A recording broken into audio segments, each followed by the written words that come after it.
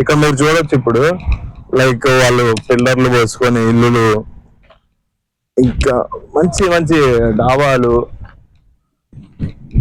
మనం ఒక మధ్య తరగతి కుటుంబానికి జీవిత లక్ష్యం అంటే ఇల్లు కట్టుకోవడమే. ఆ ఇంటినే కూలగొడితే వాళ్ళ పరిస్థితి ఏంది?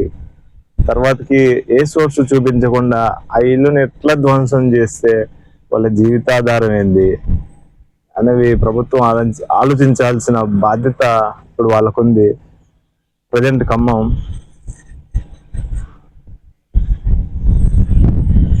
మంత్రిగా మరియు ఈ అర్బన్ ఎమ్మెల్యేగా తుమ్మల నాగేశ్వరరావు గారు మరియు గృహ నిర్మాణ శాఖ మంత్రి, రెవెన్యూ శాఖ మంత్రి అయినటువంటి పొంగులేటి శ్రీనివాస్ గారు వీటి మీద ఇంకా వాళ్ళకి సాయం చేసేటటువంటి మనసు రావాలి.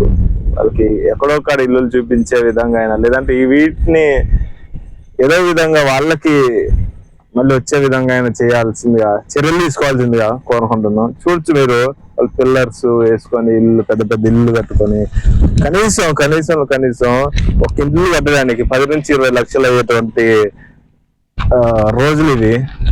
ఎన్ని ఇల్లులు చూడొచ్చు, ఎన్ని లక్షలు, ఎన్ని కోట్ల డబ్బులు వాళ్ళు కూడా వాళ్ళు ఎన్ని రోజులకు సంపాదించుకోవాలి.